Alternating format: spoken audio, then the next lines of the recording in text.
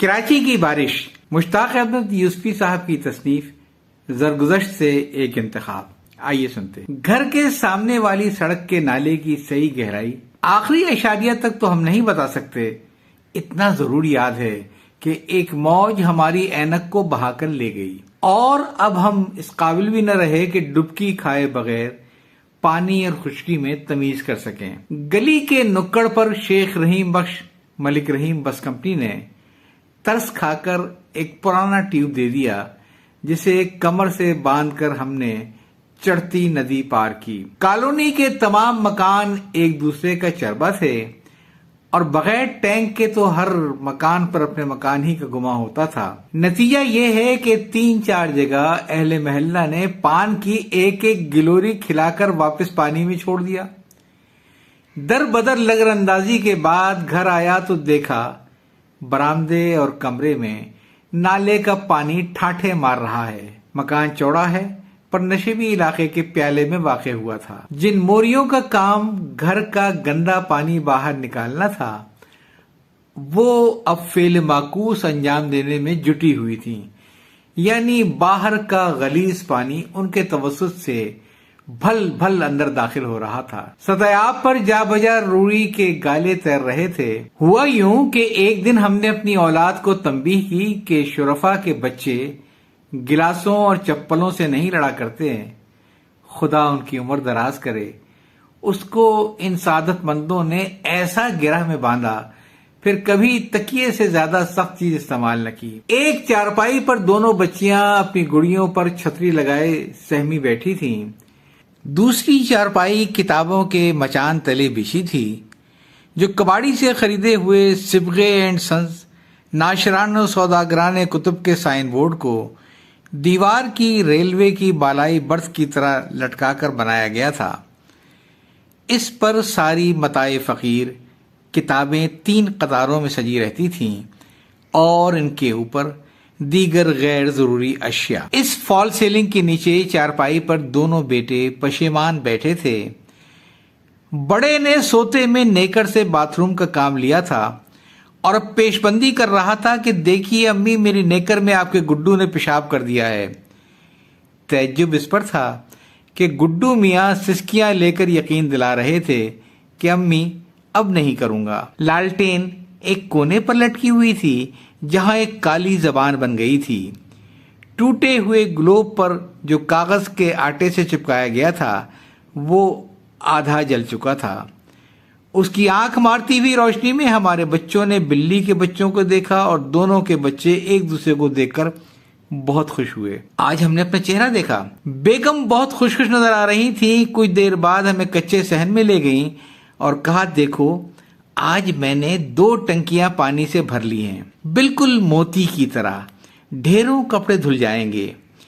3 دن سے پانی بالکل بند تھا، لوگ بوند بوند کو ترس گئے تھے۔ یہ 2 ٹنکیاں انہوں نے برآمدے کے پردالے کے نیچے رکھ کر پانی سے بھری تھیں۔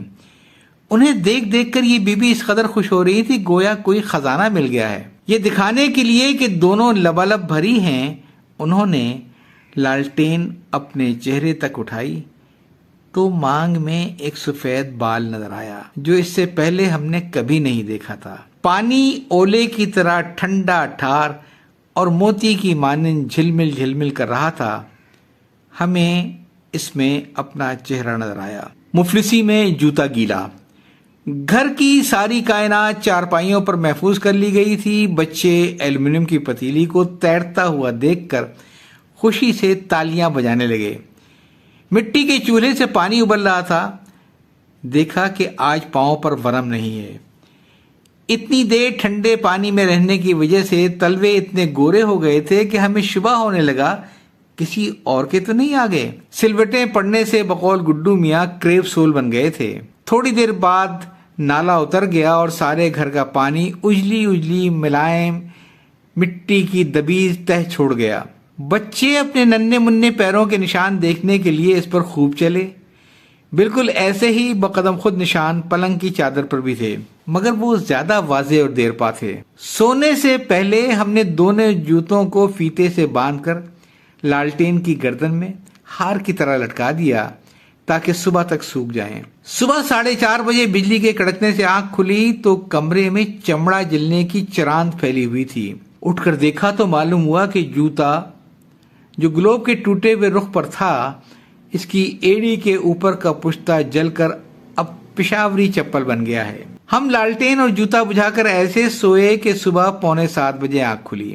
اس وقت تک ہماری بیوی ہمارے کپڑوں پر استری کر کے اسکول پڑھانے جا چکی تھی۔ کپڑوں پر ایک پرچہ رکھا ملا جس پر لکھا تھا، رات میں تمہیں بتا نہ سکی، ڈاکٹروں نے مجھے یرقان بتایا ہے، خام خواہ ڈھیر ساری دوائیں اور انجیکشن لکھ مارے، میں واپسی پر پاکستان چوک کے ہومیوپیتھ ڈاکٹر سے دوا لیتی آؤں گی۔ زرد رنگ تمہارا فیوریٹ پسندیدہ رنگ بھی تو ہے۔ زخم کا سفر۔ جوتا ایسی چیز نہیں کہ زیور کی طرح مانگ تانگ کر پہن لیا جائے۔ اس کے سوا کوئی چارہ نظر نہ آیا کہ چپل پہن کر بینک جائیں اور 3 دن بعد تنخواہ ملے تو نیا جوتا خرید لیں۔ پھر خیال آیا کہ اگر اینڈرسن پوچھ بیٹھا کہ آج انسپیکشن ڈپارٹمنٹ چپل پہنے کیوں پھر رہا ہے تو کیا جواب دیں گے۔ ایک دفعہ ایک بینک افسر بغیر ٹائی کے آ گیا تو اینڈرسن نے اس سے پوچھا، آج کیا بینک ہالیڈے ہے جو یوں ننگ دھڑنگ پھر رہے ہو؟ اسی طرح ایک کلرک کا 3 دن بڑھا ہوا شیو دیکھ کر دونی پکڑاتے ہوئے کہنے لگا، اپنا کیموفلاج بنوا کر آؤ تاکہ تمہارا چہرہ شناخت کر کے رجسٹر میں حاضری لگائی جا سکے۔ ذہن پر زور ڈالا تو اس کا حل بھی نکل آیا۔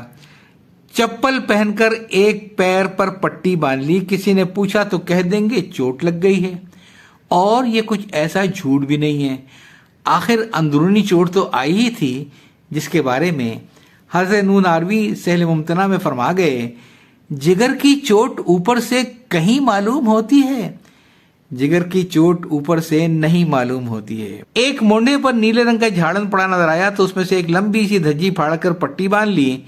سپہر کو اینڈرسن کی نظر پڑی تو کہنے لگا، زخم پر کبھی رنگین پٹی نہیں باندھنی چاہیے، پک جاتا ہے، خصوصاً برسات میں۔ دوسرے دن صبح دونوں کام پر جانے کے لیے تیار ہونے لگے تو بیگم دوپٹہ اوڑھتے ہوئے کہنے لگی، تمہارے ان لاڈلوں نے ناک میں دم کر رکھا ہے، اور کچھ نہیں تو کمبخت آدھا دوپٹہ ہی پھاڑ کر لے گئے۔ ان کا دایاں کان ایک کھوٹے میں سے باہر نکلا ہوا تھا۔ ہم نے پٹی بجنسہو واپس کر دی اور جلدی جلدی ایک پھٹے پجامے کے لٹھے کی سفید پٹی باندھ کر بینک چلے گئے۔ 11 بجے کسی کام سے اینڈرسن نے طلب کیا، واپس آنے لگے تو اینک کو ناک کی پھنک پر رکھ کر اس کے اوپر سے دیکھتے ہوئے فرمایا، جسٹ اے منٹ ٹیمبرلین، تمہارے زخم نے 24 گھنٹے میں کافی مسافت طے کی ہے، دائیں سے بائیں پیر میں منتقل ہو گیا ہے۔ اب جو ہم نے نگاہ ڈالی تو دھک سے رہ گئے، افراتفری میں آج دوسرے یعنی بائیں پیر پر پٹی باندھ کر آ گئے تھے۔ یہ اقتباس آپ سن رہے تھے زرگزشت سے، جو کراچی کی بارش کے بارے میں تھا اور جسے تحریر کیا تھا مشتاق احمد یوسفی صاحب نے۔ یاد چاہتا ہوں، اللہ حافظ۔